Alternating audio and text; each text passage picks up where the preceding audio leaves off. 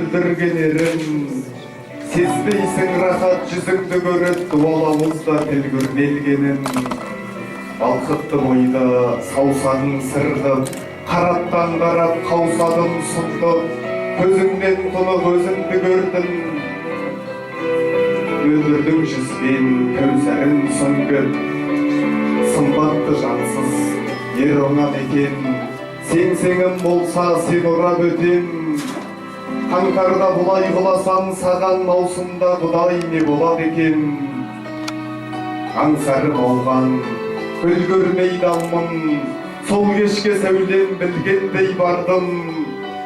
Үмітке бола бір жұлдыз ақты, арманымды айтып үлгермей қалдым. Хафиздің саған бергісіз жыры, әспеттеудеме енді сіз мұны. Шаһарға бір мен татитын болса, менде де нең бар белгісіз бұны. Жалын іспеттес жанар оттардың, шарпыған өтке қарап оқталдым. Жігері мықты жігіттім деушем, жүрегі жасып бала болып қалдым.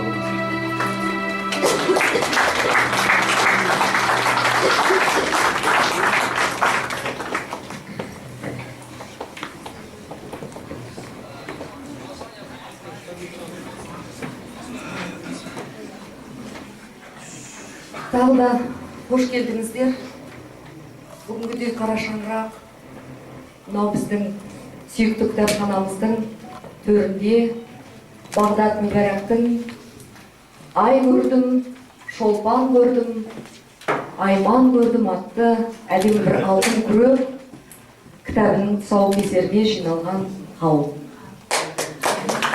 Алдымен осы кітаптың бүгінгі әдемі мерекенің куәгері алтын күрек кітабының тұсауын кесу үшін Қазақстан Жазушылар Одағы облысаралық бөлімшесінің директоры ақын Серік Ақсоңқарұлына және физика-математика ғылымдарының докторы, профессор, 20 ғасырдың ғұлама адамы Темірғали Әбділдаұлы Көкбетаев мырзаларға берсін.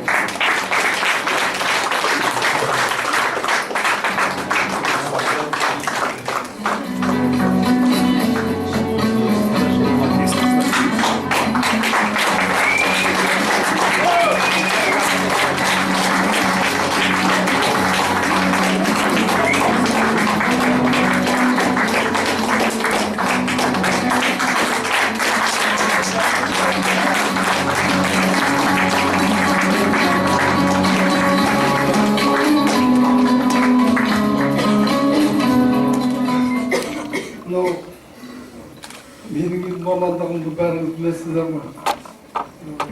Әдебиетке қатысым жоқ, физика деген. Бірақ енді қазақ болғаннан кейін әрине қазақтың әдет ғұрпы құндылықтарының бәрін мен сыйлаймын, өте жақсы көремін. Және қазақтың құндылығындай, қазақ халқының құндылығындай құндылық ешқандай мемлекет, ешқандай халықта жоқ. Мен шын рас солай.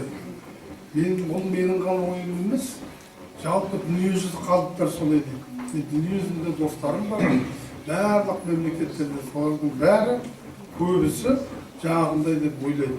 Шынында солай. Енді қазір мына Бағдаттың мынау кітабының тұсаукесерін айтып кескеннен кейін мен бір-екі ауыз ғана сөз айтайын. Өзімді айта алмаймын. Біріншіден, ақын дегенді менің өз басым. Басқалар кешіріңіздер, дұрыс айтпасам, ақын болу керек деген сөз тіркесі маған дұрыс емес сияқты. Ақын болатын адам ақын болып туу керек. Менің ойымша. Көп айтпай ақ қояйын. Менің де білесіздер ғой, әжептәуір атақ абыройым бар. Енді біраз қабілетім бар дегендей, мені 40 жерден оқытып, 40 жерден тәрбиелесе, мен ақын бола алмаймын. Қалай қылса да. Ал мынау Бағдатты баяғыда 7 класстан бастап жақсы мұғалім кездесіп, физикаға үйретсе, бұл мендей адам бола алады. Мысалы, мен 4-5 класстан бастап математиканы жақсы көретін. Олимпиада, керемет дәрістерге бірінші орын алып жүретін. Содан мұғаліміміз ауысып, ана мұғалім қайтыс болып кетті, басқа бір мұғалім келді. Ол соғысқа қатысқан екен, контуженный болған адам, математикада. Жаңағы қатыс болғаннан кейін соның сабағын жүргізді ғой. Сосын мен былай халыққа жақсы көрінгенмен, мінезім бойынша жақсы адам емеспін. Мектепте де сондай болды. Сосын ана бірдеңе деп сұрақ қойып қойсаңыз, ынтақ деп тұрып қалады. Сосын гаскеге шығарып атқанда бірдеңе болған уақытта мен жетіп бардым, мынау дұрыс емес, мынаған қатысты десем, ынтақ деп тұрады.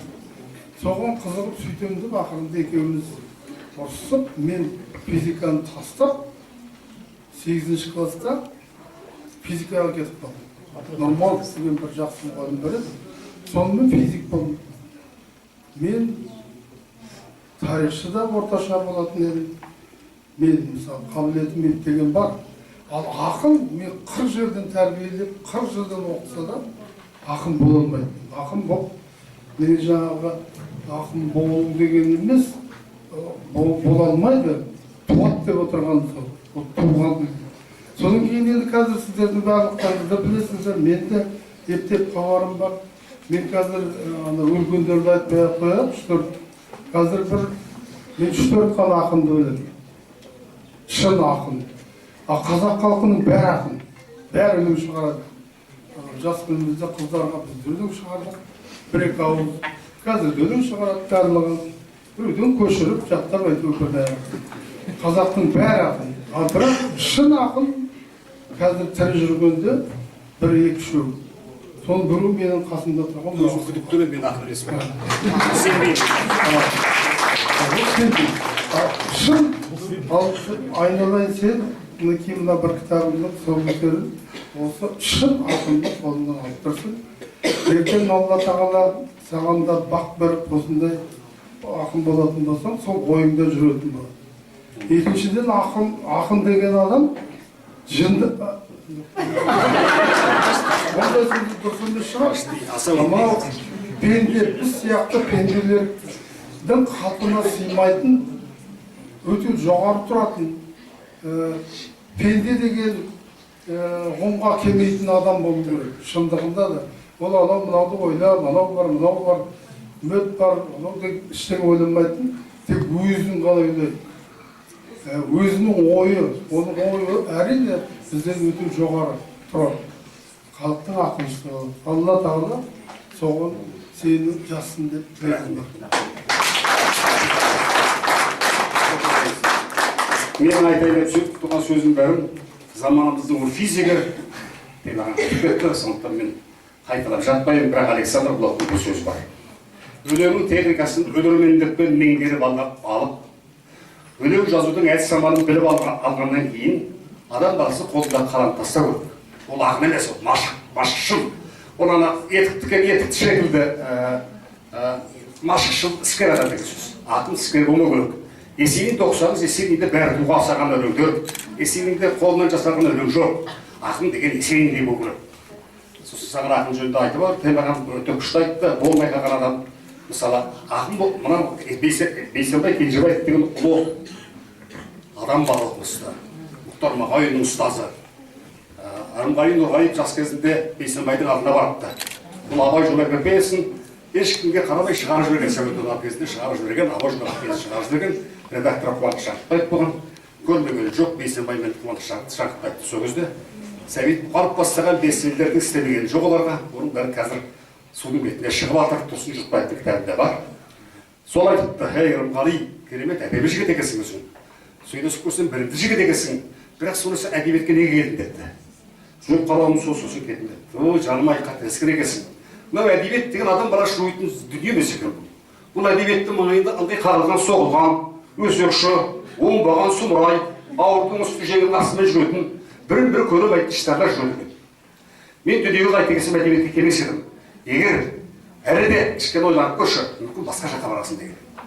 Сол айтпақшы, бәріміз де осы әдебиетке келіп қойдық, енді шегіндерге жер жоқ. Осы әдебиетте қалдық. Бірақ жаңа өлеңнің техникасын меңгеріп алып өнермендікпен.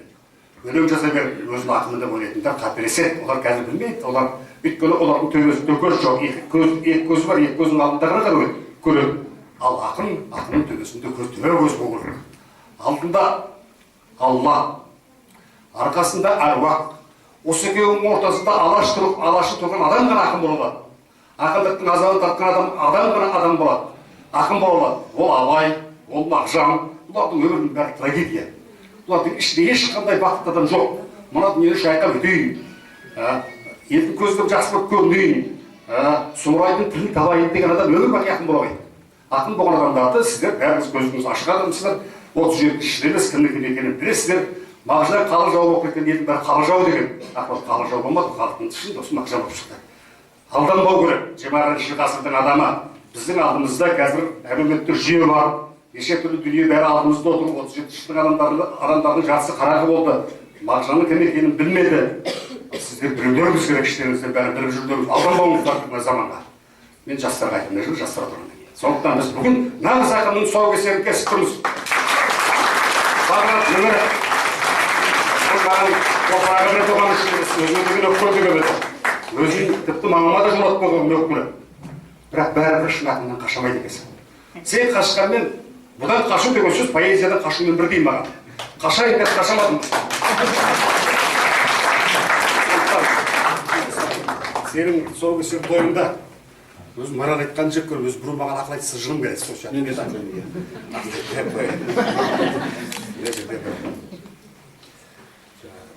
Жас ақындар деген өлең. Тауып тұршы. Жас ақындар, өйткені жас ақын оқып отыр екен мына жерде. Мен жас ақындардың бәрін жақсы көремін. Таланттыларын өте жақсы көремін. Таланттыларын өте жақсы көремін. Әдебиет кімнің айтқан сөзі бар? Бауыржан Момышұлының. Соғыста қорқақтарды, әдебиетте дарынсыздарды иттің етін жек көреді. Соны мен де егер мен біреуді әдебиетті маңда біреуді жек көрсем, оның кісілігін жек көргенде, оның дарынсыздығын жек көрген. Сондықтан мен күн талантты жақсы көремін. Осында таланттың бар отыр, бірінен бір өтетін. Бұлар қазақтың болашағы. Көбісі жас әлі өткелектер. Күндерді бір бұрау өткелектер өтеді. Мысалы 20-шы ғасырдың 27-ін мен 27 жасында әзір жазған. Сонда шешеме ғана алып жүріп, тәтем той айтып, тәтем құдай жолында қалар. Тәтем мен ұлақымын дегенде, қарағым бүйтіп айтпа, Абай бар ғой алтында деген. Соны мен кейін түсіндім. Өзім әке ұғымын деп айтуға болмайды саған. Сені енді құртса мақтаушылар болды. Мұқағалидың өлу себебін айтайын сіздерге. Мұқағали алқаш емес. Мұқағали қаратын соңына кеткен адам емес. Мұқағалиды мақтап өлтірді. Сен не деген яғысың? Енді сені мақтайтын адамдар, сені қарайтындар, сынайтындар, сенің досың, сені мақтайтындар да байқа. Адамның өзіне деген сыни көзқарасы болу керек. Әрбір ақын, егер ол шын ақын болса, жақсы өлеңнің қандай екенін, жаман өлеңнің қандай екенін өзі ішінеді. Сондықтан сен мына замандастарының мақтауынан қаш. Мақтаған сайын өзіңнен қара. Сен мына өлеңдерің көріп, керемет, ғажап өлеңдер, бірақ әлі сенің пікірлерге шабыдарың көп. Ал сөз айтып, сен енді алдартыңа қарау керек, соның нелер жасау керек. Мына кітаппен сен қазақ әдебиетінің тарихында қала алмайсың. Мына кітап соның алдында берген аванс алған. Сондықтан саған ақыл айтуға болмайды, ақыл сенің өзінде де бар. Өте ақылды адамдар ақын болады. Ақымақ адамнан өмір бақи ақыл шықпайды. Мен үшін ең әлемдегі ең великий адам Есенинде ақыл адам жоқ. Өйткені оның аузынан шыға салған сөздің бәрін Құдай айтқан. Ол Құдай айтқан сөзді қағаз бетіне түсіреді. Ақынның міндеті сол. Сен жаныңнан ғылым танымайсың, Абай айтпақшы. Сен өлең жазып жатқан кезде Құдай сенің құлағыңа сыбырлайды, естіп отырған өзің емессің, сен оны қағаз бетіне түсіресің. Сен хатшысың, ақын емессің. Ақын ғанасың. Сондықтан көп сөйлеп сондықтан жас ақындар отыр екен. Бұл жас ақынға ең Ұлықбек деген қазақты керемет танытқан ақыны бар. Соны айтқан сөзі бар. Ең мықты ақын жас ақын деген. Біз боларымыз болды, бойымыз тозды. Біз осыдан басқа түк көремейміз енді. Беретініміз бердік. Біз енді бірдеңе береміз деп айтамаймыз. Беретін мына жас ақындар. Жастар береді. Осында мықты жас ақындар отыр. Тек өздерін ұстап жүру керек. мынаның бір жаманы жаңағы мына кісі айта алмай тұр. Айтамыз біздер ақын деп адамды от болып маздаған, ақынға керек ақыл көр, жындылық керек аздаған деген қадыр ең ұлған ақынымыз осы. Сол жындылық ақыл етті керек. Сол алып баратын кезде ешке сабыр. Өзі ақыл айтпайын деп тұрып көп сөйлеп кетті осы. Жас ақындар. Қайда шіркін баяғы жас ақындар, ар жүрегін айқара ашатындар, жас ақындар шетінен мас ақындар. Бәрі ертең классик болатындай, талту ағашанмен қас ақындар, 80 жылдарда ақындар айтып тұрмын. Жарасқандарды, дәутелдерді айтып тұрмын. Түсінбеген заманға замандасқа, қасымдайын қайтадан оралмас па? Жүрегінде мыздаған махаббат бар, одан басқа түк жоқ, оларда түк жоқ еді одан басқа. О да әрине, заманын ода қылған, құтылсақ деп біреудің боданынан, қызыш құстай, қазағын қыздай көріп, қызғанатын сәбет тұрылағынан. Сартылып та тартылып ішкі қуат, қаламгердің ішінде түсті қылап, түгел болса, егер төрт құбыласы іште өшеді, ұқсатан ішті бірақ. Цензурасы қырағы, одан деді, шекін араб ақыны болар ма еді, псисуді қазақша сөйлеп толар, орысшасы қосалдау одан көрі. Заманның да адамның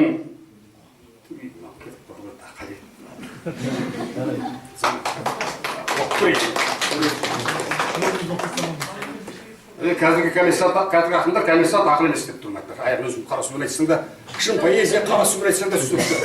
Қазіргі ақынның есілдерді бұлай ақша. Жүрегінде ақша кірген. Басында қулық суды кірген адам ешқашан ақын боламайды. Ол билікке саудагер болуы мүмкін. Дипломат болуы мүмкін, ақын боламайды. Аяғын айтайын дегенім сол. Аяғын ақындардың ішкен себебі құсадан ішті. Өйткені бодан еді, боданда болды. Боданда болғасын совет елінен қызғанып, қазағын қызғанышты. Қолынан одан басқа түкім өшеді деген сөзді айтып тұрмын. Қазіргі ақындар олай қу адам ішінде. Азамат болмай, ақын боламайды, Некрасов дұрыс айтқан. Оны қазір совет одағы кезде Некрасовтың айтқан деп біреулер айтып жатып жүр. Некрасов дұрыс айтқан. Кім азамат болмаса, ол ақын боламайды. Пендеден ақын шықпайды. Азамат болу керек. Саған сол азаматтығын қайма, мықты жүр, шалқап жүр. Тобырдың алдында жасыма, кеудеңді көтеріп жүр. Ерінің алдында қарады. Еліп тұр. Өйткені ешқандай ақын халықтан биік емес. Мен қазір 60-тан астын бір түсінгенім мына дүниеде халықтан өткен данышпан, халықтан өткен ақын, халықтан өткен физик, халықтан өткен саясаткер, халықтан өткен ұлы жоқ. Халықтың алдында биік тұр. Сәл сапар. Ой, рахмет.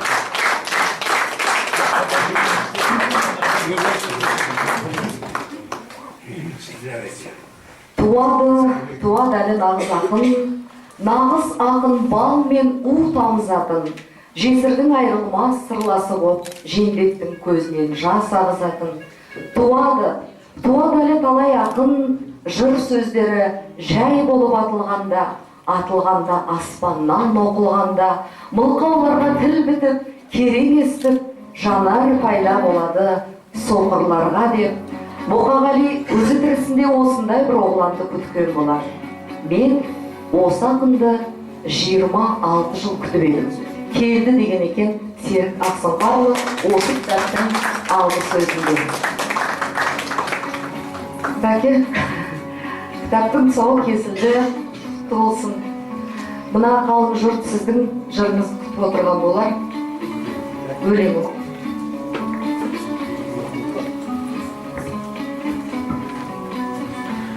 Ал рахмет, қош келдіңіздер. Сіздерге де үлкен рахмет. Мынау енді тұсау деген қазақта үлкен арам ғой. Сол арамға балап, осы қазір қоғамымыздың үлкен ұлы ғұлама адамы Секең мен осы Серік Секең ағамыз естілудің өзі көрмейін жатыр. Рахмет, мен енді өлең оқиын. Ақын ғұмыр деген өлеңді. Музыканы кішкентай қоямыз. Ақын ғұмыр. Орындалып жатса да бүкіл арман, талайды қуғара жер жұтып алған, қақ соқта шербеші жоқ қауақ басқып жаратыпсың оғанда шүкір Аллам. Ақын боп нең бар еді ақым ағай, айтудай-ақ айтты ғой хәкім абай. Сүйкімді көрінетін перизатым, сүйкүй салған өлеңге татымадай.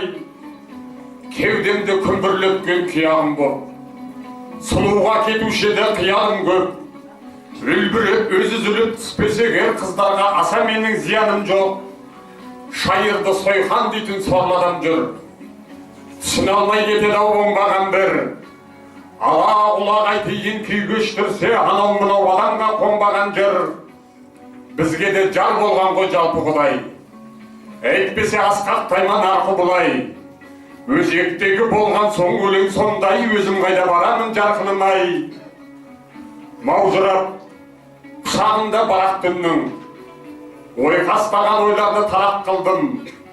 Көптен жаза алмаған өлеңіме көктен жаңа түскендей қарап тұрмын. Сөгерсің қар көбесін алтын күрек, көктен шуақ шашқан мен салқын жүрек.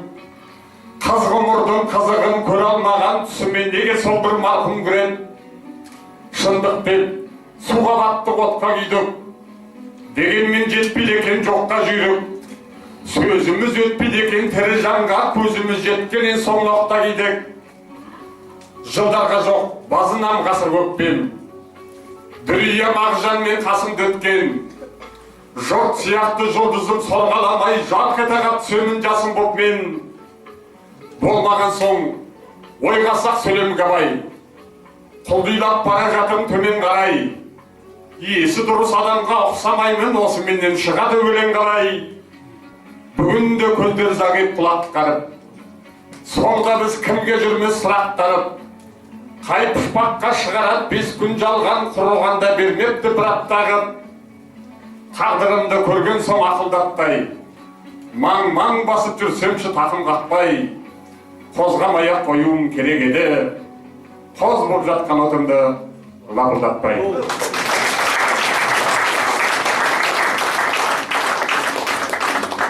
Кеше бүгін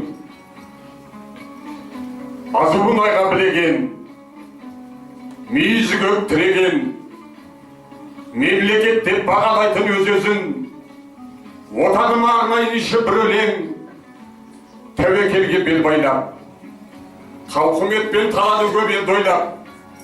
Қайранда менің еділім деп қан жұтқанын қазақ отыр есіл бойынан жайлап. Ей, менің күрі тамырым, басқа сен біл мұның қадырын. Жағам жайлау болса бұрын жарығым, Махамбеттің басын жоқтамаушы едім, Мағжанның іздемесем қабірін. Ей, менің қара орманым, бұған қашан жетіп еді қолдарың. Жан болса ғой күйетін, ар болса ғой сүйетін, қан жосалып қорғаудай-ақ қорғадың.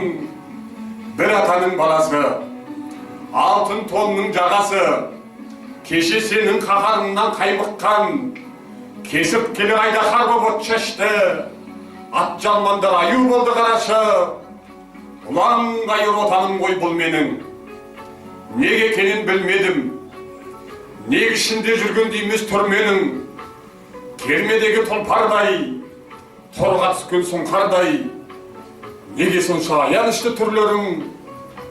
Ұлдарымның жүрегінің түгі жоқ, қыздарымның табанының бірі жоқ. Сала құлаш тілі қалды аузында, көрінгісі келеді һәм ірі боп. Айта берсең жыры көп, судай жаңа астанан, удай қымбат баспанаң. Дат айтуға келген кезде Құдай-ай, кісі өлтірген қылмыскердей жасқанам. Арысымда атқаназдай залымдар, намысымды қоса жерлеп тастаған. Өрттей қаулап, дерттей жалмап өлкеме, кімдер шықпай жатыр бүгін желкеме. Көзсіз батыр, сөзсіз ақын едік қой, ертеде, ешкі жүні бөртеді. Қабырғасы қайысып, адырнасы майысып, ел қорғаған бабаларға таң қалып, өзге ұлттың бір пәтерін жалғалып, отырған сол шәй ішіп.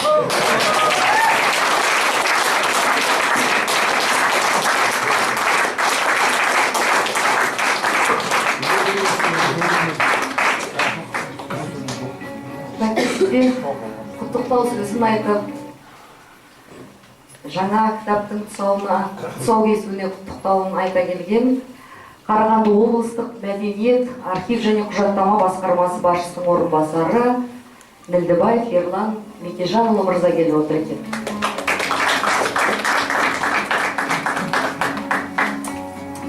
Құрметті тұсаукесер рәсіміне қатысушылар, құрметті ағайын, мына бүгінгі күн бір тамаша күн.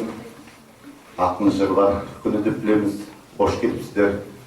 Енді Жансекен ағамыз айтып кетті ғой, жас ақын Алла Расулар әлі алдыда деп білеміз. Ақындар биіктері алдыда. Мен ойлаймын, келешекте біз Бағдатпен әлі мақтанамыз, мақтан тұтамыз және марқаямыз деп білеміз. Өнеріңіз өрлемесін бәке, шынына көтеріле беріңіз. Ал енді біз басқарма басшылығының атынан келгеннен кейін құттықтау хатымыз бар еді, соны сізге жеткізіп беруге рұқсат етіңіздер. Құрметті Бағдат Мүбәрак, Қарағанды облысы мәдениет және өнер қызметкерлері атынан сізді 40 жасқа келген мерейтойыңызбен құттықтаймын. Бүгінгі ай көрдім, шолпан көрдім, айман көрдім атты шығармашылық кештің аясында Алтын күрек кітабының тұсаукесер рәсімі өнер әлемінен кең өріс алып жатқаны, еңбегіңіздің бағаланғаны. Сіз әкеден ақыл демекші, әкеніңіздің ізін басқан, поэзиядағы ішкі әлемі таза, жан дүниесі кіршіксіз, сезімтал, Қарағанды әдеби ортасына өз орны бар ақынсыз. Киелі өнердің өрістеуіне өзіндік үлес қосып жүргеніңіз үшін шынайы ілтипатымызды білдіреміз. Сіздің шығармашылық әлі талай асулы биіктердің көрініп, халықтың алғысына бөліне беретініне сеніміміз мол. Өнер жолындағы игілік істеріңізге сәттілік тілей отырып, отбасыңызға амандық, береке, бірлік, бақыт және шалқар шабыт тілейміз. Қарағанды облысы мәдениет архивтер құжаттама басқармасының басшысы Еркебұлан Ағымбаев.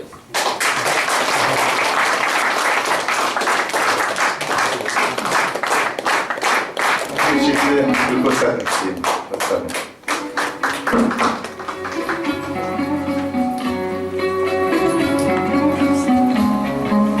бір жақсы әнге берсек, осы әдемі мерекеге өзінің жыр шашуымен, ән шашуымен келген Ерболат Қырғыз келіп отыр екен. Дұрыс енді, қыз десем не сайып. Қырғыз екен рас қой. Ару қыз әнімен сөзін Бағдат Мүбәрәкті мен де тамада секілдім маған берген тілектерді айта береді. Қалай сондай Ерболат қайным, сондықтан Қыстаннан келіп отыр екен. Әдемі әнімен сөзі Бағдат Мүбәрәкті, әні Әлібек Имашевті Ару қыз. Ағатай, өшінді алып беріңізші. Сіздер өнеріңіз жасалмай өтке шықты осы ағаттар ай.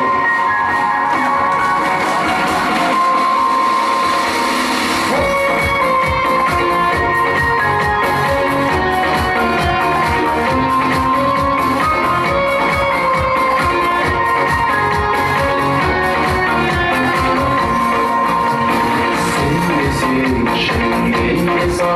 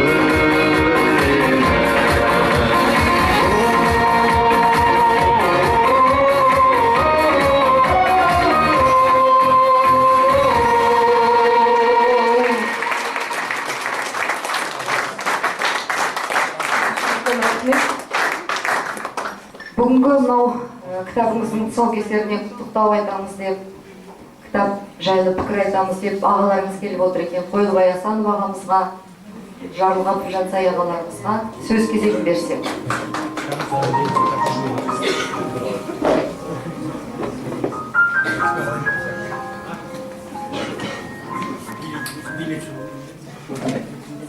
Рахмет.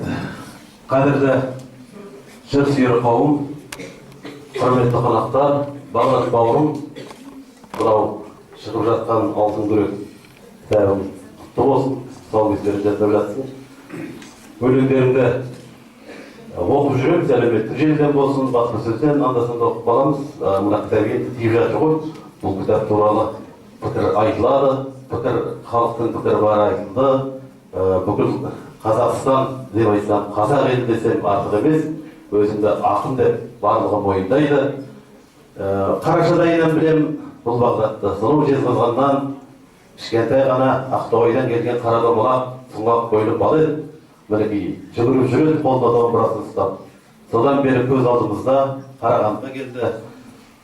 Бағдат бауырымызға бұл ақындық деген жаңа Секең айтты, біздің қатып ғұламасы Темағаң айтып жатыр, ол кісілерден артық біз поэт, оның тағдыры туралы артық болады. Менің бір білетінім, өзі Бағдатты бәріміз білеміз ғой, шынында да Бағдат тура сен сонау Мұқағали сияқты кешегі, міне бұл Секеңдердің жолы, тура сол жолмен келдің да, осы 40-қа келіп жатыр, кешін өткізіп жатыр, кітап шығып жатыр дегенде ойыма жай енді адамбыз ғой, ойыма айтып Абай анау Көкбай ақыннан қырылдасында, ақындығымды берші өзіме, әрі қарай өзім жалғастырайын деп айтқан екен дейді. Сол айтқандай осы 40 деген киелі, сен де қара өлең, сенің тағдырың болып айналамда жүрді 40-қа шейін. Енді мінекей сенің қара өлеңің сені қазақтың көгіне көтеріп жатыр. Қаламға адал бол, ақ қағазға. Сондықтан біз қуанамыз, жақсы тілек айтамыз, жақсы топырақтан шыққасың, жақсы әулеттен шыққасың, сенің бойыңда тектілік, бекзадалық бар, сол қашанда адалдық, азаматтық өлеңінен көрініп тұрсын. Құтты болсын бауырым.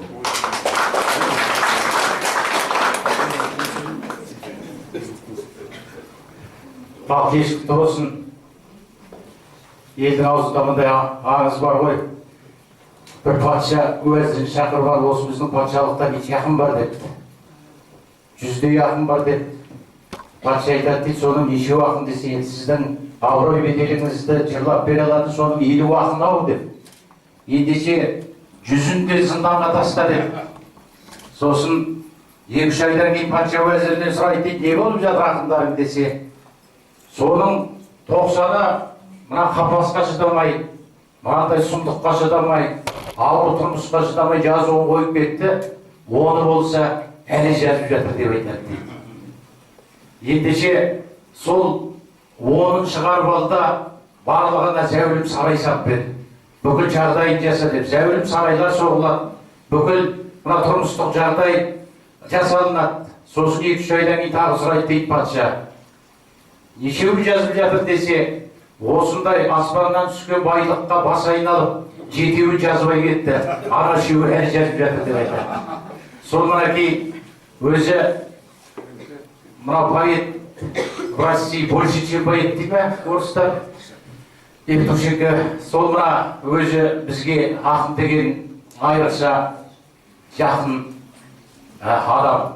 Мына енді маған жағдай жаса, менің жағдайым болса ғаламат жыр туғызар едім, я болмаса шедеврлер жазар едім дегеннің бәрі өтірік. Қанша жерде жағдай жасалса да, адам ақын жазса өзінің ішкі буырқанысын айту үшін, ішіндегі жанартауға саңылау іздеу үшін, өзінің стихиясы үшін жазады. Ең бірінші ақын сол өзі үшін жазады. Сосын елден қолдау тауып жатса, ел танып жатса, ол құба-құп бұл ақынның мерейі. Сондықтан да жазбауға болмайтын жағдайда жазу керек дегенді осы Бағдаттан көреміз. Мына қасаптардың көбесі соғатын алтын күрек деген табиғаттың құрылысы бар ғой. Расында да кейінгі поэзияда қолдан ауырлататын, қолдан қиындық жасайтын, осы менің поэзиям тереңде ойласыншы, менің философиям шыңырауда деп ойласыншы деп қолдан қиыс тұрылатын мына ақындар әжептәуір болып кетті. Мынау мен өзі Бағдаттың бойынан өлеңдерін оқып отырып, сонау 20 ғасырдың басында ештеңе іздемейтін, өмірдің қажет жерін әдемі кесіп алып беретін Бейімбеттің стилін көремін. Ол прозадағы Бейімбеттің өзінің стилі. Енді осы қазақ поэзиясына осы Бағдатпен келді. Бұл әдебиетте натурализм дейді. Натурализм енді баяғыда қалып болып тұр, бұл өзі лайсаң ағым, бұл өзі мына жақсылыққа бармайтын ағым дейді.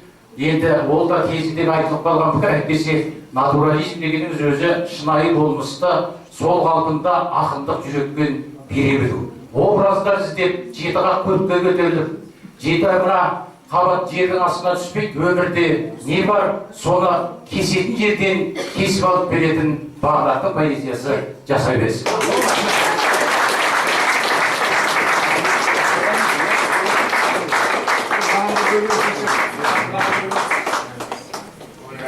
Рахмет ағалар. Енді біраз сұрауға жауап алып тұрсақ әбәте. Жалпы сіз үшін өлең не?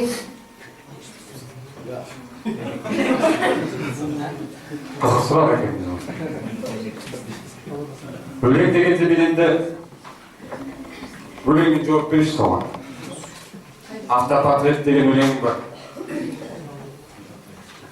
Сыр ашпайтын соқыр жанға жан екенмін төзімді, өлең жазып отырғанда жақсы көрем өзімді, ішінде мұң, ұшында жүр, қарға бойлы қаламсап, жүрегімнің тұсында жүр, саусағымды әләңсап, жырғар қауқып болмағанды, түнде кірпік қақпаймын, төс қалтамнан сол қаламды кейде сілкіп таппаймын. Уақыттың мінбесінде, түрінде бір сөз алам, не көрмедім жыр көшінде өлең адан өз арам.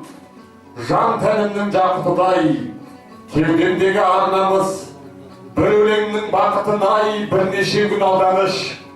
Дәтім бармайды сұрауға да, қаламымды күміштар, сәби ұқсап жылау ғана, мен бітірген жұмыстар. Ұнамай қалған өлеңдерді естейсіз? Бола ма ондай? Жыртып тастайсыз ба? Әлде жата берсін дейсіз ба? Не болмайды өлең жазған кезде? Бәрі болады. Жыртып та кетуі мүмкін, өртеніп те кетуі мүмкін, жоғалып та кетуі мүмкін. Төрт аяғы аяқ қолы бағадай болып туылуы да мүмкін. Негізі сол ең соңғысы жақсы ғой. Әрине бүкіл өлеңімді осы уақытқа дейін қақтырмай, қанаттыға қақтырмай, тұмсықтыға соқтырмай сақтап келетім деп айта алмаймын. Біраз өлеңдерімізді кетті, себебі ақынның өзінде сүзгідеген болу керек қой, жазғанның жөнесі өкінде батырға шыға беру емес шығар. Керегін алдық, кебегін лақтырдық. Содан мына алтын күрек деген кітап шығып отыр. Әйтпесе, осының ішінде 80-ден тарта өлең бар, негізі 100-ден астам өлең бар еді ғой. Соның біразы. Бұл кітапқа басым көпшілігі жаңа өлеңдер жайлы 8 жылдан кейін шықты ғой. Тапсырыспен мәтін жазасыз ба? Кейде тапшылық қысқанда Жоқ. материалдық жағдайға байланысты. Еске алу құқықталған жазамыз, бірақ ол тапсырыс емес қой. Бірақ енді тапсырыспен өлең жазып тұрмын. Қазір бір Бағдат Мүбәрактың өлеңдерін оқысақ деп Жансая Мұхтархан, Ұлжан, Наурызбай атты сіңілі бауырларымыз келіп отыр екен. Қошеметтеп қойсақ, сіңілеріміз. Жамбыл атындағы нөмірі 7-ші дарынды балаларға арналған мектеп-интернат.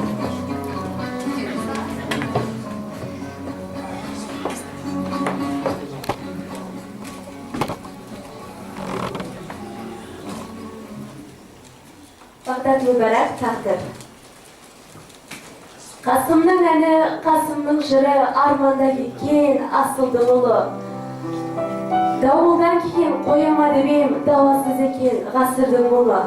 Қарағай өңір, қар-қара мекен, қарағай өңір, қар-қара мекен, қайғыңда кетсе тартқан екен. Қарызы жоқ қой, ақынның ұлтқа, арызын қалай арқалап өтем. Өлеңнен мүсін, солға жазын, өзегін өртеп, сол армандасын. Өлімге басын ел үшін тігіп өмірге мәңгі оралған қасым. Шағылып тауы сағысынбаған, бойдағы оқты ауырсынбаған, құрыштан құйған қарудан көрі қауіпті бізге қауырсын қалам. Дәруіштің күйінмен кешіп келем, дәуреnim барда белдесіп өтем. Талды сай менен кең сайдай шығар, тал бесік пені жер бесік деген. Құрнымға кетіп, құмға көнбесе, қаңғыртқан қоғам тұлғасын кеше. Қаңғыртқан қоғам тұлғасын кеше.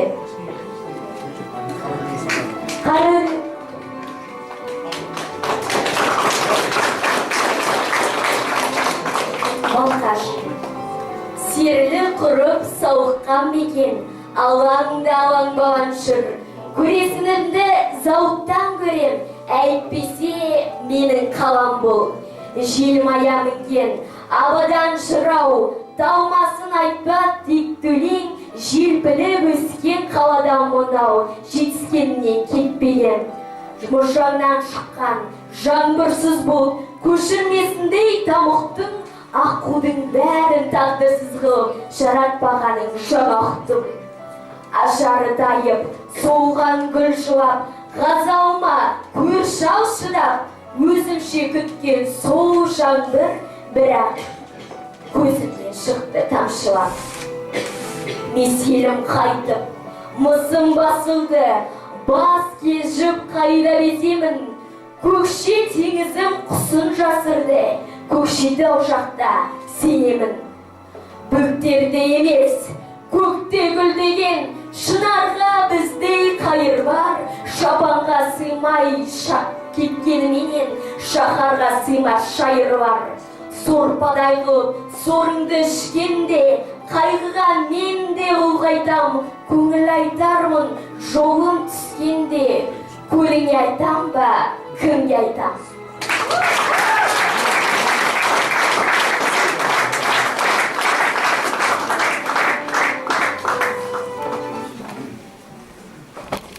Негізі, ақындар өздерінің өлеңін жетесіне жеткізіп оқи алмайды, келсіз? 70% негізі бір жеткізіп оқи алмайды, бірақ сіздің бойыңызда бір сондай керемет өнер бар. Өз өлеңдеріңізді керемет жеткізіп оқисыз. Бір өлеңді жақсы оқимын. Жалпы сіз бағалап өлеңдерін жатып оқитын ақындар кімдер? Енді көп қой өлеңді жақсы оқитын ақындар. Көз алдымызда Сераның бастаған ақындар. Жалпы өз өлеңін ақынның есте сақтау қабілеті жақсы болғаны жақсы дейміз. Өлеңін жақсы оқығаны, жалпы үнемі творчестводан шықпайтын ақындар ғана өлеңін жақсы оқитын шығар. Өзім әйтеуір бір өлең шығарам ба, сонымен енді жоқ дегенде бір апта оған бұл сонымен. Жатталатта қалып, ұмыту мүмкін емес. Өлеңден басқа ештеңе ойламаймын мен қысқасы. Өмірде мұңайған, бір қиналған, немесе сәулелі сәттерді кіммен алғаш бөлісесіз? Осы өлеңмен шығар, осы шығармашылықпен шығар. Басқа кіммен бөлісуім керек еді. Осы ортада өзіңізге құттықтау тілегін айтамын деп, құрдастарыңыз, замандастарыңыз келіп отыр екен. Ендеше сол кісілерге сөз кезегі берейік. Аттарын атап түстерін түстемейік, өздері шығып, әдеп тілектерін де біздерін жеткізсе. Отырып отыр, астанадан келіп отыр, Рахат Әбдірахман келіп отыр, Аманғали Қалжан, Серік Сағынтай, Қайрат Асқаров, Айтбай Тұмағұлов, бір топ осы біздің шоғырлар. Нұрлан қайда?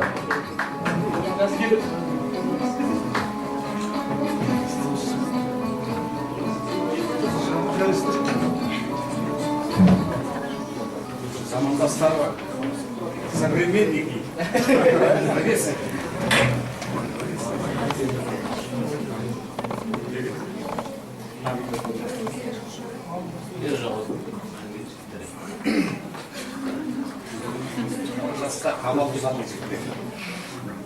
Армысыздар поэзияға, өлеңге, өнерге жанашыр қадірлі әкелер, ағалар, бауырлар, қарындастар.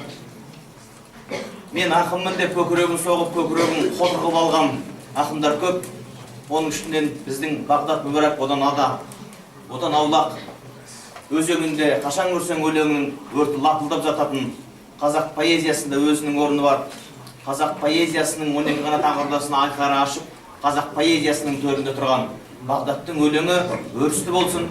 Қош келдіңіздер.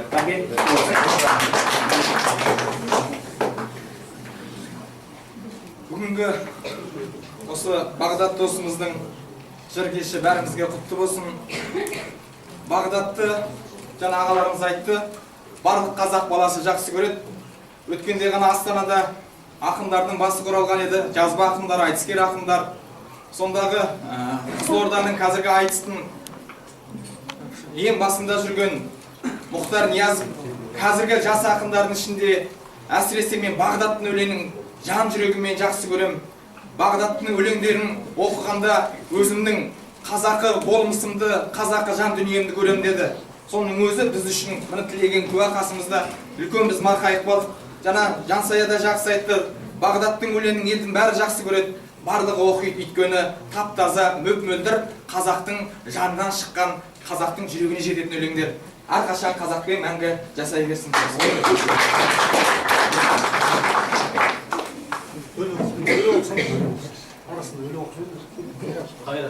Арқада бір жігіт бар. Арқада бір жігіт бар, ақ жүректі. Жыры бар сағынышты, сазды лепті. Тағдырмен талайына сөз бұйырып, алдымен абайына тағзым етті. Арқада бір жігіт бар, сері көңіл. Тудырған керемет жер, керім өңір. Туғаннан Тәңір өзі қанат берген, өлеңнің самғасын деп көгіне бір. Арқада бір жігіт бар, сөзі бөлек. Толғанса сергек сана, сезім ерек. Әлемнің сұлулығын сезу үшін сол жанның жүрегінің көзі керек. Арқада бір жігіт бар, жыры ұшқынды. Тек жырдан тапқан жаны ырыс нұрды. Адалды аялаған ақ ниетті, қарауды қиып түсер қылыш тілді. Өнердің зау көгінде самғап ұшпақ. Ол үшін байлық, мансап, алданыш бақ. Жат емен патшасына өнердің деп, әкеден асыл сөзді қалған ұстап. Жыр емес, ұйқы құсып, қалғып жүрек. Кенеттен самал есті таңның жібек. Қаршадай қыздардың да жүз албырап, сөзіне балқи кетті балғын жүрек. Тудырған не бір ғажап кереметті, муза құс Ақтоғайдан ерегетті. Даусы Ақсораннан саңқ еткенде, Алатау, Алтай арқа ерең етті. Ол өзі, ол өнердің бір адалы, қадырын түсінбедік бірақ әлі. Киелі сөздің парқын, елдің даңқын түбінде сол бір жігіт шығарады.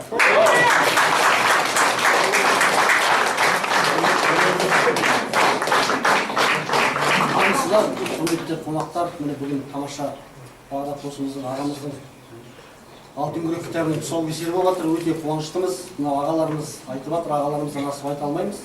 Өлең жазып отырғанда жақсы көрем, өзімден еді ғой, Бағдаттың бар болмысы мен білетін, өзімнің жаңағыдай жүрегімнен айтсам, біреулер бір-екі өлең жазып, сол өлеңді өзіне қызмет еткізсе, Бағдат бүкіл өмірін, тағдырын сол өлеңнің жолына арнаған адам. Сондықтан мен Бағдатты керемет жақсы көрем. Әрқашан бәріңіз жақсы көрем. Кеш құтты болсын. Осындай шынайы нағыз ақындардың кештері болсын.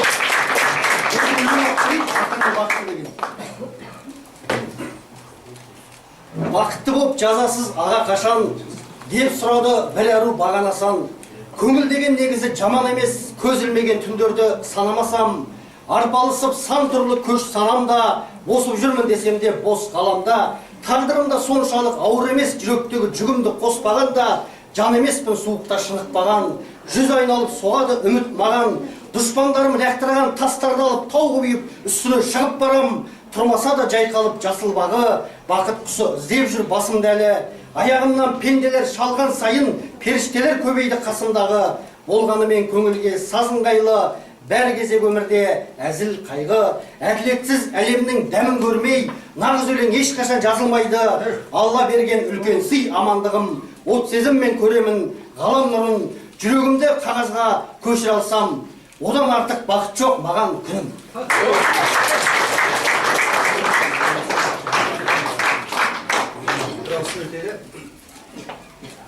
Біз енді естелік айтатын жасқа келген жоқпыз ғой. Бағдат екеуміз 5-6 жасымызда бірге келе жатырмыз. өлер деген өлең деген бір үлкен бәйге ғой. Біз осында осы Қарағандыға келгенде 10 шақты жыл бұрын 10 шақты ақын бар еді. Біз соның 3-4-і әлі шауып келе жатырмыз. Біраз басқа айналымға кетіп қалды дегендей бастады. Жарысқа түсіп кетті дегендей. Соңына дейін мәресінің қай жер екені белгісіз, неше ғасырдан кейін болатыны белгісіз деп өзімізше мәселе қоямыз. Сөзім өзімнен бұрын өліп қалмай, әрі қарай жетіп жатса одан артық арман жоқ. Біз енді көп сөйлеп созбайық, жігіттер. Рахмет.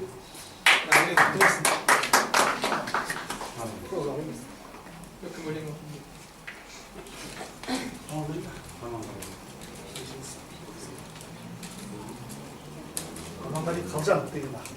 Астанадан келіп отыр.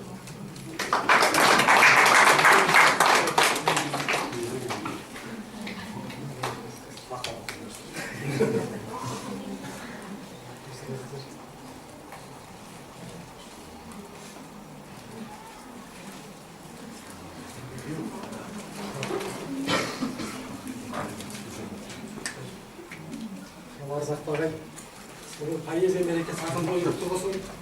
Жаңа Темірғали аға өте жақсы айтты. Ақын болып туу керек. Расымен біз де кезінде өзімді бір өлең жазып ақын боламын дедім, армандадым. Бірақ енді бізден ақын шықпайды екен. Бірақ осының біздің қатардан осы Бағдат сияқты ақын барына кәдімгі қарағанды бақытты. Тек қана Бағдат емес, Серік тұр, Бағдат тұр, осындай Қайрат тұр деген сияқты. Жалпы мынау мен ақын емеспін, бірақ сол журналистпін деп санаймын өзімді. Астанада жүрміз, Астана Ақшам газетінде жұмыс істеймін. Талғат Батырхан деген бір өзіміз ұстазымыз бар, қазір Егемен Қазақстанның бөлім меңгерушісі, руханиятқа, мәдениетке деген. Ол сияқты Қарағанды поэзиясын айтады. Өз Талдықорғандықтың өте ерекше кәдімгі Қарағанды поэзиясы. Еш жерге ұқсамай кешуім керек кәдімгі өзім бір қалыптасқан бір дәстүр. Жалпы сол өзім ақын болмағаныма өкінбеймін жаңағында осындай кімдер болғанына. Жалпы сол поэзия ештеңе жоғалған жоқ, қазақтың поэзиясы. Біз ақын болмағанымыз. Сол журналистикада біз мақала жазып қана жетеді. Бірақ бір тағы да бір аударма деген неміз бар, ауруымыз өлең. Анда-санда өлең аударамыз. Сол сияқты бір Николай Рубцов деген ақынның не туралы жазамыз деген өлең аударып едім, соны оқып берейін. Не туралы жазамыз, тырықты емес ақын оқ. Бұл әлемнің жыршысы тек сен емес таспатым, саған теңіз және де егістік қой тақырып, қаламыңа қалдырда өзі кетер басқа ақын. Қуаныш пен қайғыдан ада болсаң алайда, айтпа жазған жырыма, бұл ғаламда жоқ баға, егістік пен теңізім және тауың қалайда, еш сезімсіз сұлбасыз сөзге айналар отта.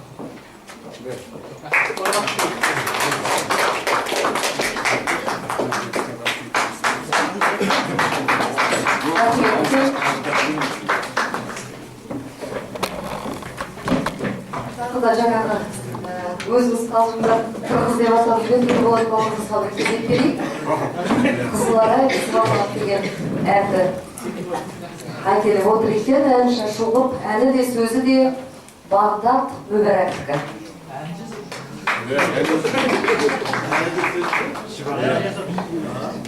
Ардақтағай, Қызыларайдың 80 қызы, Қызыларайдың сұлу қырық қызынан шығармаған адам жоқ кешегі Қасымға Асан. Қызыларайдың бізден шығарған, бүгінгі Бағдат Мүбәрәк Қызыларайды қызына ғашық болып ән шығарған. Сол әнді қабыл алыңыздар, Қызыларай қызғалдаға Бағдат Мүбәрәк әнді сөз.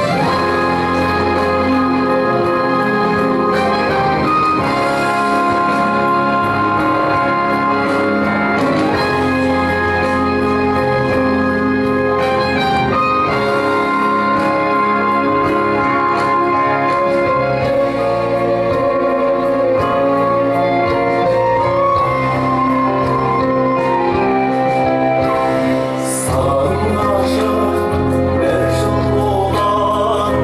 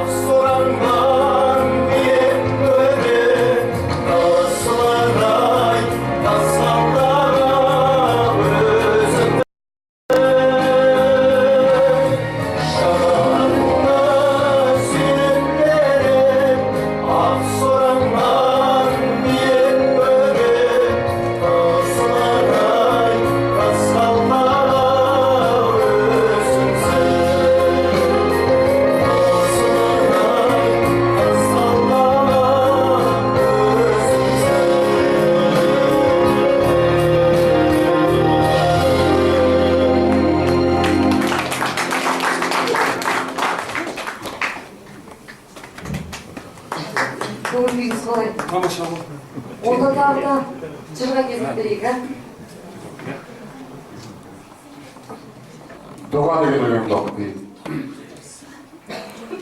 Айналайын бостандық, үркер ұқсат сен ауғанда басымнан, қаным судай шашылған, бекзаттарым атылған һәм асылған, ғазиз жырмен дұға сұрап отырмын мынау ғазап ғасырдан. Айналайын азаттық, бода жаспен келген бұл арман, қырық бұлттан құралған, боздап жүріп әрең шықтық тұманнан, күртігімнің ұрпағы ғой көбірдің күл талқанын шығарған.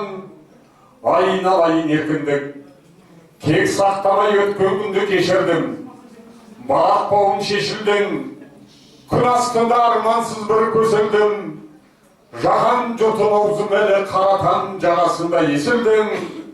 Тәуелсіздік тұмарым, тұрағың сол аман есен қалдың ба? Арда туған азаматтар бар мұнда, аяқтарын шалдырма, қанаттарын талдырма, алтын басы иілсін, қос тізесі бүгілсін, тек Алланың алдында. Аға деген өлеңді алдым. Болмысым болғаннан соң қысқа жақын, бозарып сағынамын құсқа атын, өңінде өлерменнің ортасында, түсінде бұлттан биік ұшқан ақын. Заңдылық дегендерге мүлдем көнбей, жалғанды жан бар мекен сүрген мендей, достарымды білмеймін алай төгір дұшпандарым болады жын көргендей. Айтқым келді, айтамын өлем баға, ұялсаңыз мен үшін төмен қара, ағай мен сығайлардан аулақ жүр деп Құдайдың берген осы өлең ғана. Маңдайыма жазылған ұлттың қамы, таңдайымнан кетпейді құрттың дәмі. Бағдат шет, Бағдат тұрасыз деп, қырылда да бермесін жұрттың бәрі. Кеткендей тұяғымнан қайран дүбір, манаурап көз алдыма байландыңыр. Асыранды бөрдей арсыздардан асар алмай қойдым ау байланды бір. Жұртына анасындай үздік өтін, арыстың бәрі марқұм сіз білетін. Сатқындай өкінішпен өтеміз ау, жолымыз бұл емес деп біз жүретін. Мен Бозайбек махаббат туралы өлең оқимын. Онда да бұл деймін. Мына кісінің аузына біз айтайын дейді, сен ойбақ тұра. Сөйте. Қазақ поэзиясының досы Лаврентий Павлович Берия деген.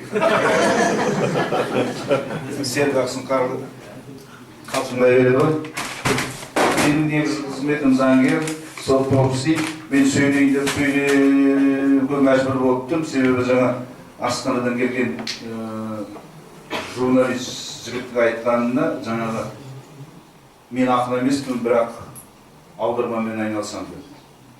Ал негізі аударманың тәртібінде нағыз ақын аударып отырған дүниесін одан да жоғары, одан да көркем, одан да терең қылып автордан асып түсу керек. Мен заңгер болғанменен Серік Ақсұңқарұлының тәрбиесінен өттім. Мен ол кісінің мынау орыс тілінен өлеңдерін ақындарының аударған процесін көрдім. Біз оқырмандар тек қана өлеңнің жарыққа шығып басылғанында көреміз ғой. Ал енді ақынның аудару, ақынның өлең тұру деген процесінің өзін көру, ол бір ғажап дүние. Ақын жаңағы байлық керек жоқ, ақын таршылық көру керек, арықын қиындық көру керек деп ол дұрыс емес. Ақын еркін болу керек.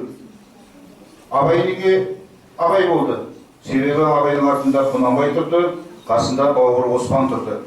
Олар Абайдың бүкіл жағдайын жасады. Мағжан Жұмабаев неге Мағжан болды? Мағжан бай тұқымынан шықты, бар болды. Ілияс Жансүгіров неге Ілияс Жансүгіров болды? Себебі оның артында ата-бабасы тұрды, бай тұр, текті болды, бар болды. Ал барлық әрқашанда жақсылыққа білімге бастайды. Сондықтан ақындарға, байлық керек, денсаушылық керек, білім керек. Мен Бағдаттың жырақ кітапшасын оқып отырып, жалпы Қарағанды қаласындағы біздің ақындардың бір сәл жетпей тұрған осал жерін айтқым келеді. Кемшілік шығар, бірақ менің айтуға хақым бар, себебі мен оқырманмын.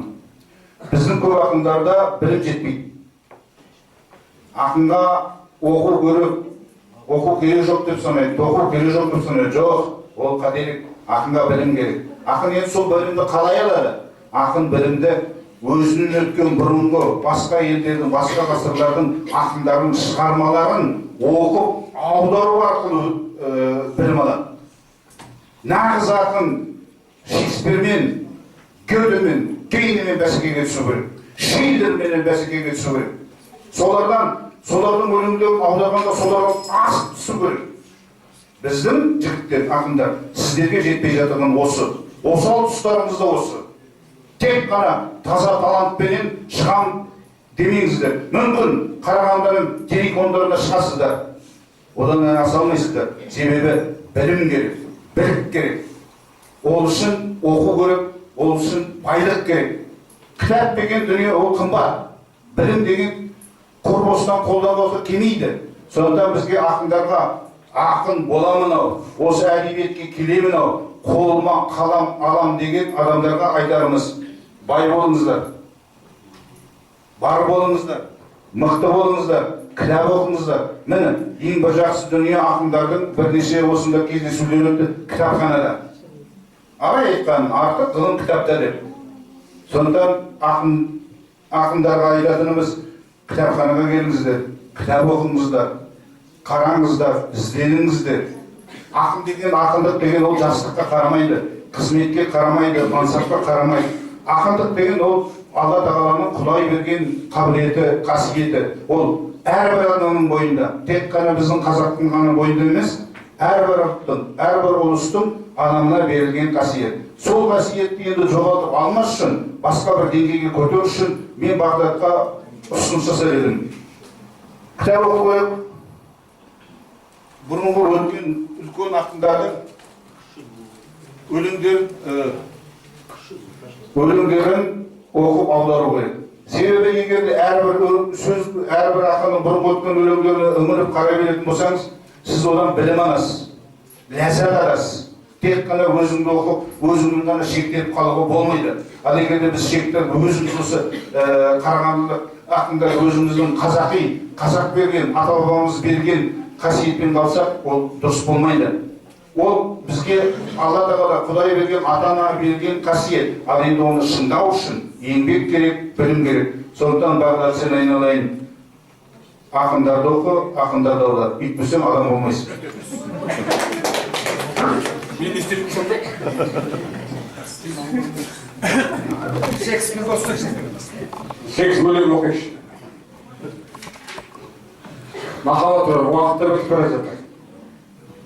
Сізге деген өлеңді оқып берейін. Ертеге қиялдарға күндесін көп, құлады бір тамшы жас түнде сырғап. Өз басымның қайғысы аз болғандай сізді ойлай беремін, бұл не сұмдық. Ғашықпын деп жырлаған күзде жалған, дертінен басқа не бар бізде қалған. Тағдырыңа бір ақын алаңдаса, кім білсін, жоқ та шығар сізден арман. Мына жүрек шаншиды, жыламайды, аурусың ба, саусың ба сұрамайды. Содан соң баяғыдай лүпілі жоқ, негізі көп нәрсеге шыдамайды. Бұл сезім талайларды құртып тынған, кімнің шекесі бар шылқып тұрған. Ажарымен ашылмас әйел бағы, ақылдысыз сол мені ынтық қылған. Бақытты адамдайсыз, сыр бермейсіз, бәрібір біреуді аңсап жүрген дейсіз. Дұрысы тез арылу керек бұдан, сіз де дәмелетпеңіз, үлгермейсіз.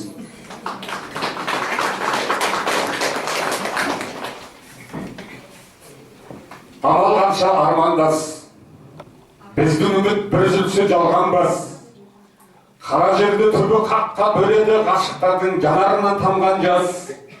Дерт екенін жанықтым, байыбына жатыр дейсің барып кім? Құсалыға қапас екен жарық күн, жаным саған жалынудан жалықтым. Қызғалдақтай қарағым, сарғалдақтай сарғайып көп қарадым. Өпеткүз сен сағыныштың самалын үзема деп қорқам сүйрік сағағын. Қинайтыны сол жаным, қалай көрем көз алдымда солғанын. Қызғанған соң көлеңкеңнен қайтейін, қызғыз құсап келеді екен қорғағың. Жару үшін сен бір шық, қауызыңа бір тамшы жас қондыршық. Қанша маңғаз болсаң дағы гүлім ау еңкейтуге кетер сені мөлдір шық. Күдер үзіп қабықтым, күрең жүрді кернесінен ағыттым. Ұмыт алмай күйзелгенім болмаса, жаным саған жалынудан жалықтым.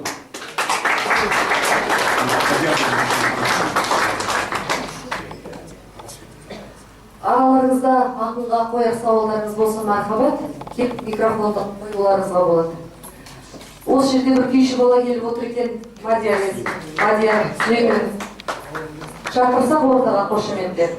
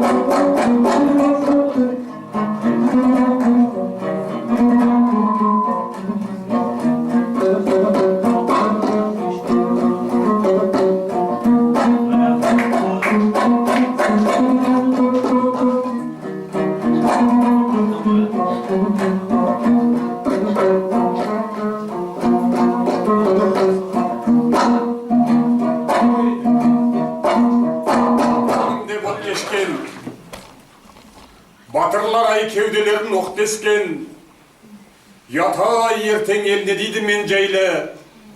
Олай бұлай боп кетсем, қасқалдақтай ханымды, бір жапырақ жанымды, қажет десең құрбан етем барымды. Әзір менен сұрай көрме ештеңе, әрең тауып жүрген кезде нанымды. Патша келіп отырғанда тақ қалғаш, ей менің де жанарымнан аққан жас, отан үшін қылша мойным үзілсін, қайда қалмай жатқан бас. Ауыз аққа, ау атқа жармай, мына ұлтқа негін туды ағыдай, қай бұрышта қалдырасың мүрдемді, қазағым деп күйзелетін жаным-ай. Қорлық өтті тағдырдың, қанатымды қаға-қаға талдырдым, тірлігімде шықпай қалса осы өлең, сон саған қалдырдым. Мансап қордың ісін көріп ойландым, бізді соған тәуелдетіп қойған кім? Ол өлеңді, ол өмірді 18-де түсінген, мен өлеңге 18-де тойғанмын, көсегем жоқ көгерген. Дүние боқ артылмайды дөдеңнен, ата қалғың келмейді екен арсыз боп, біреу қарап тұрғаннан соң төбеңнен.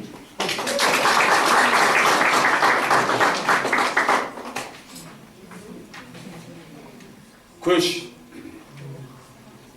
әжемнің көзбен көріп ертектерін, ай көрдім, шолпан көрдім, айман көрдім, тәтем-ау деп айтатын еркектерін, әкем-ау Алматыға қайдан келдім, қызға біткен армандап еңілікті, қызғанышпен етекте қурадым ба, азығы халал болған тегі мықты, жазығы жылқы жылы туғаным ба, сатқынмен табақтаспай тамырласпай, ұлтшыл, кекшіл, ұрда жоқ утілдедім, шырайналған ғұмырда бағымдашпай шыңғырып кермеде тұр рухым менің.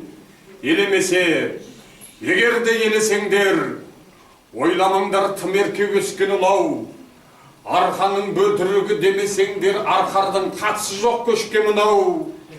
Ұлттық рухты қойып руға жақын, мақтамен бауыздаған майдан құрсын, ақпанда сәби болып туған ақын, қақпанға көп түсерін қайдан білсін. Сен деді ғой қызларай терек шынар, мейірімге қайтейін тұлғаланы, сахарада сандалту керек шығар сарыарқаға симаған бұл баланы. Көрмегенді көрсетіп жүрген аяқ, Алматыда алақан жайған адам, жас жүрегім, саусағым күнде жаяд. Ұнамаса, кет десе, қайда барам?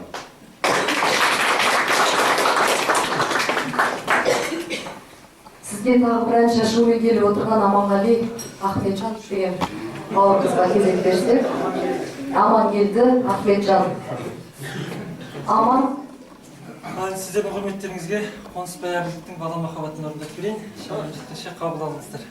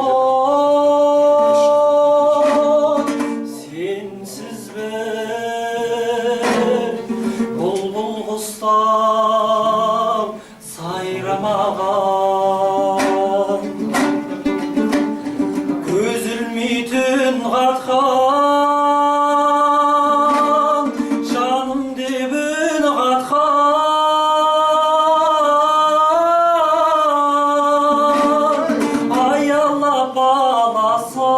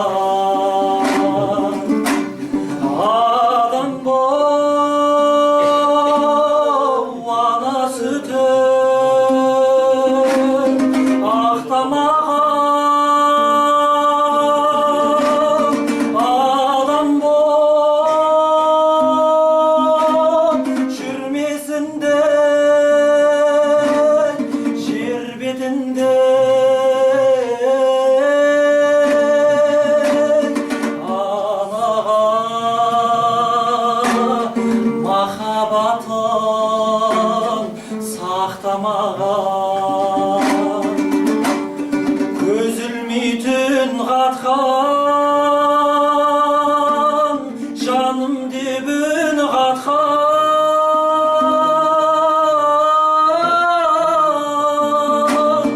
аялап алласын мәбилеп өсірген маңалғы санашым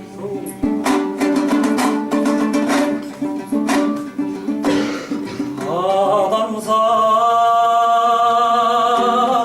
ұмытуға хақың бар ма ақ сүтін емген ғалым ақындарды көгіңде ұшып жүрген бақыт қосып анасыз сірә маған жақындар ма көз ілмейтін қатқан жаным дебін қатқан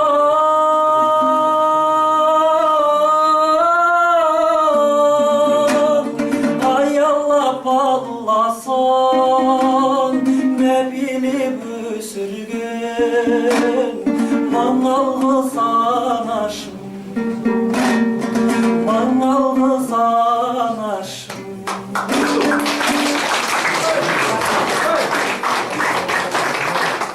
Енді біз сөз кезегін Қолғыр кітапханасының басшысы аяулы азаматша қорқықты сөзін айтуға Дина Базарбайқызына кезек берсек.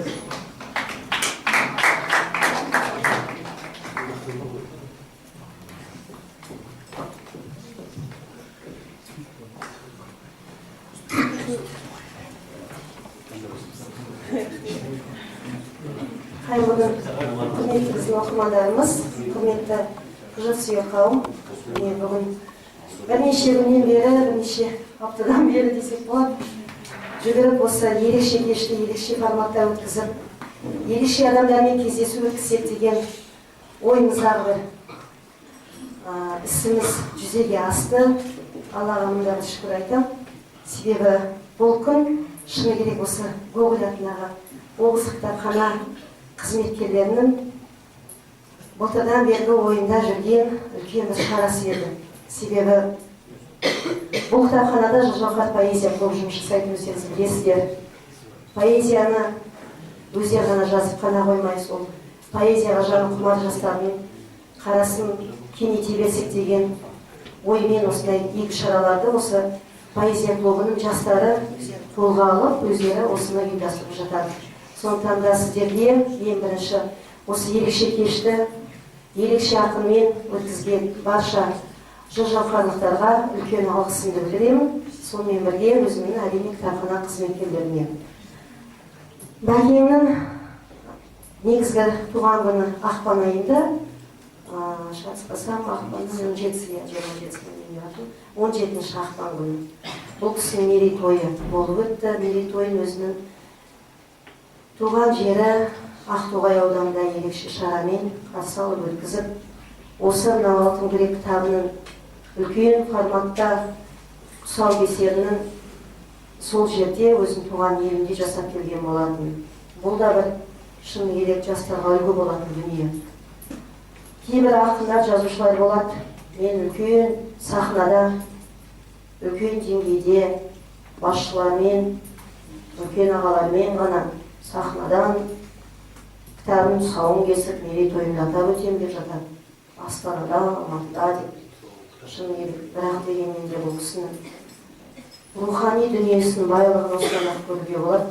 Өзінің туған елінде, кіндік қаны тамған жерінде, Қызылар айының азаматтармен бірге Ақтоғайда үлкен шарақта өткізіп, кітапты сол жердегі ең жақын ел жақындарына беріп келуі бұл әрине үлкен дүние, үлкен азаматтықтың белгісі.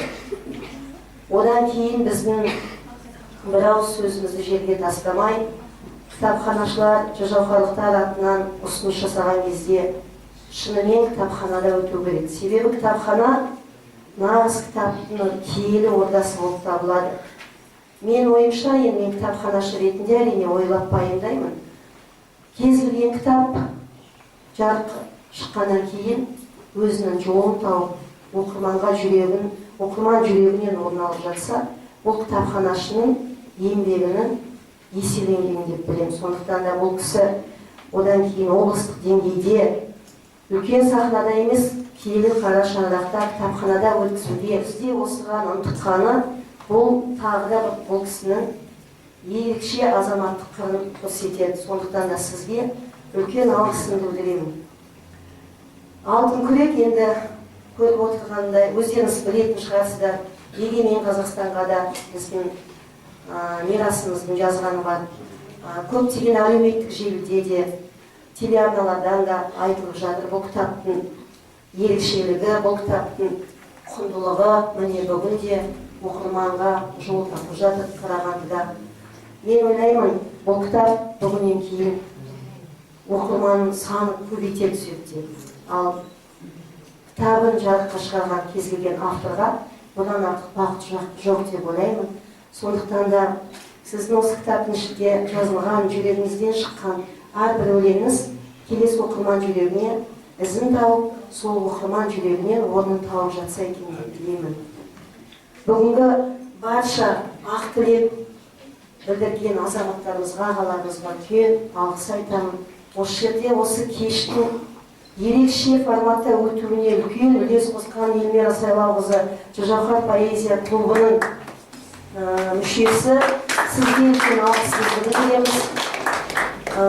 Осы кешті өткіземіз деп жүгіріп жүрген кезде бәкеңмен көптеген қырларын аштың өзі.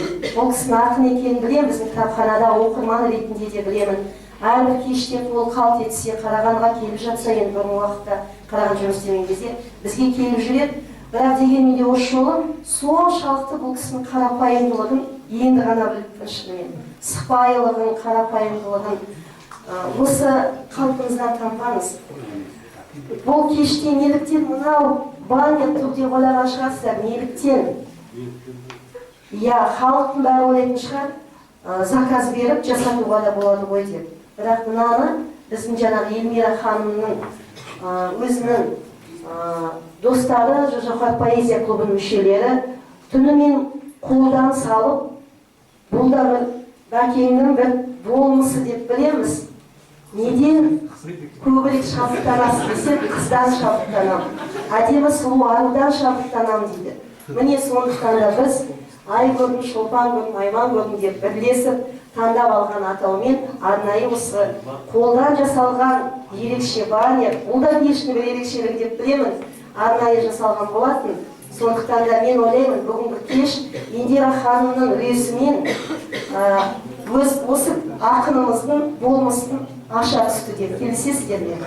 Сондықтан да баршаңызға рахмет. Кітапханадан осы бүгін қолына жеткен кітап иесі бола алмай қалған әрбір оқырманға кітапханада осы кітап бар, келіп оқуларыңызға болады. Сонымен бірге Әлихан Ермеков атындағы кітап сауда үйінде де бұл кітап сатылады. Алам деушілер болса, сізге ақ жол тілеймін. Қаламыңыз әрқашан осындай керемет өлеңдер. Рахмет баршаңызға. Мына суреттің авторын айтып кетейік, Назым Жекебай деген сіңіліміз. Назымға да үлкен алғысты қойып қояйық, бәке. Тамаша, біз сіздермен қоштаспаймыз, көріскенше.